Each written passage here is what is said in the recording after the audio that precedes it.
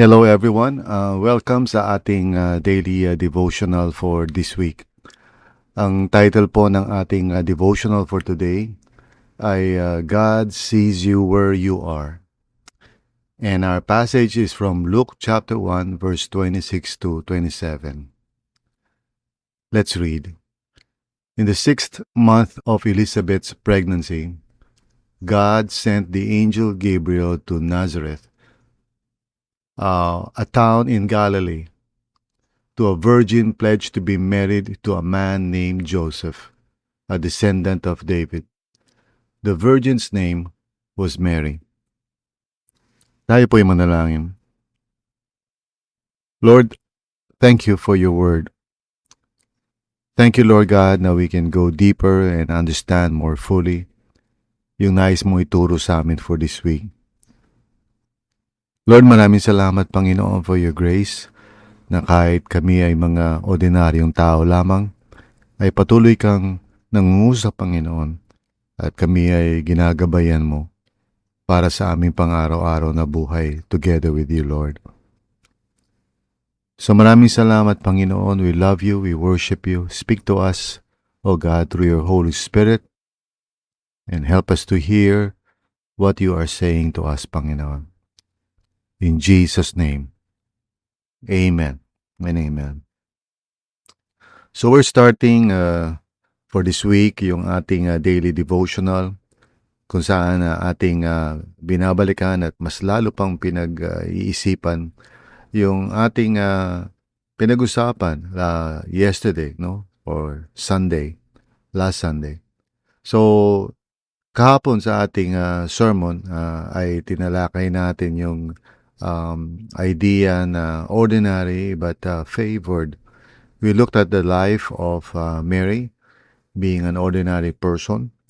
At sabi ko nga sa inyo na minsan ang feeling natin, God only uses those people na talagang impressive or, may pangalan, magagaling.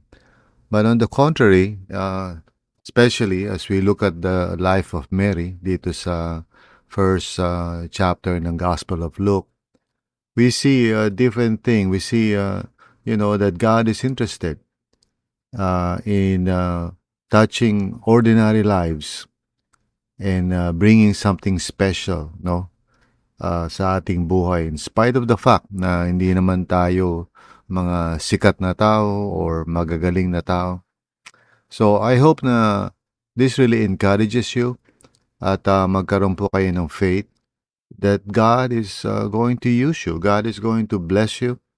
God has a purpose for your life. You are not somebody na parang walang halaga as far as the kingdom of God is concerned. The Lord is truly concerned for you, even dun sa mga bagay na maaaring isipin natin na, simple lamang, ordinaryo lamang. So, ating basahin yung ating devotional for today. Nazareth was not a place of influence or importance. Mary was not a person of status or recognition. Yet God knew exactly where she was and who she was, and He met her there. Minsan iniisip natin, di ba, kung saan man tayo naroon, ano naman yung kalagayan natin sa buhay, parang, we're so unnoticed and, we're not important in the scheme of things. Siguro mas pinapansin siyempre ng mga tao yung mga mahuhusay at magagaling. Pero siguro iniisip natin, well, sino ba naman ako? I am nobody. I would just go and live my simple life, take care of things in my, my simple concerns. Pero, ito nga yung nakikita natin kay Mary. Let's just think about that. Mary was just an ordinary person. In fact, the way she was introduced, except for the fact na she is going to be married to a man named Joseph, na according to Luke is a descendant of David. Well, other than that information, I mean, she's quite very ordinary. In fact, yung kanyang tinitirhan, which is Nazareth, is not even a place na considered during that time as a place of importance, unlike Jerusalem. Jerusalem, of course, is the city of God. If you remember what I said. Ang Nazareth, well, sabi nga ng mga tao nung araw, can anything good come out of Nazareth? And then yung Galilee is a province. So, Nazareth is a town, Galilee is a province. So, kumbaga, probinsya lang talaga. Walang masyadong pwedeng i-expect sa ganung mga lugar. Nevertheless, God in His wisdom, has chosen Mary for something really extraordinary. Let's read on. We often assume that if our lives feel ordinary or unnoticed, God must be working somewhere else. But this passage reminds us that God's purposes often begin far from the spotlight, in quiet places and simple lives.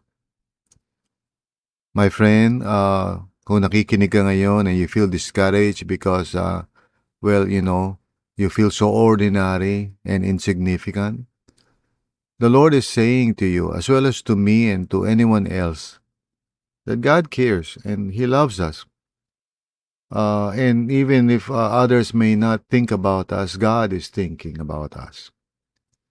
And His purposes, magugula tayo, His purposes are accomplished even in ordinary lives. Gusto ng Panginoon na gamitin ka at ako at lahat tayo ng mga ordinaryo lamang sa kanyang mga layunin at plano sa mundong ito. God has a purpose for our lives. Sabi nga minsan ni Apostle Paul sa kanyang letter to the Ephesians, that we are God's workmanship, created in Christ Jesus to do good works which He has prepared in advance for us to do.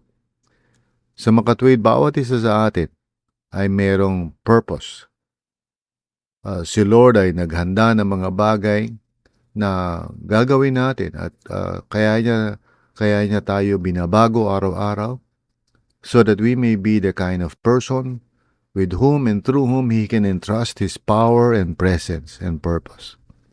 So purihin ang Panginoon. Be encouraged by the fact na the Lord does not just work with people na mahuhusay at magagaling, but even ordinary people like us.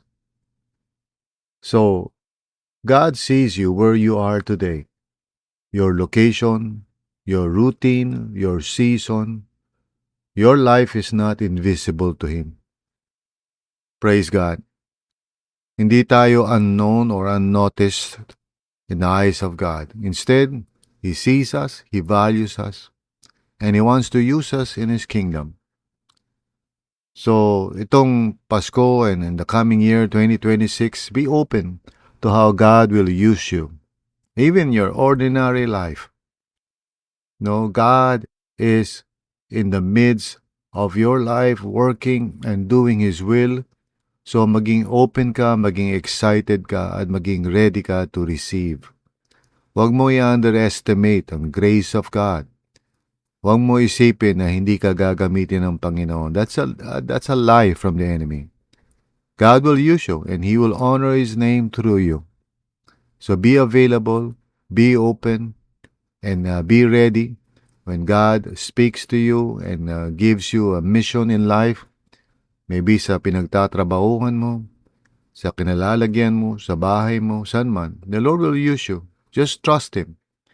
And if He tells you to do something, just obey Him. And leave everything to God. Just leave the results to the Lord. Amen?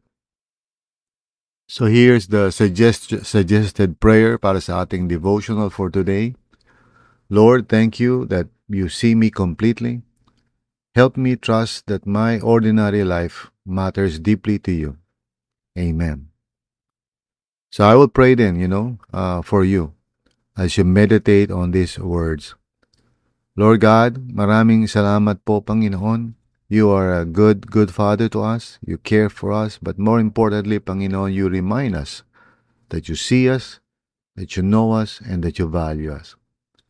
Nawa, Panginoon, each day of our lives, especially this week, Panginoon, with all the busyness and the traffic and everything, help us to remember you care for us, you are going to use us, you're willing to bless us, Lord God, in spite of the fact that we might think that we are ordinary and others may not notice us or give importance to us.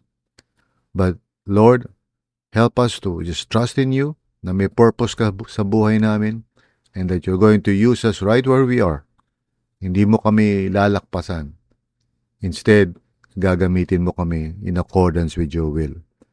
Maraming salamat po, Panginoon. We do desire to honor you with the life that you entrust to us.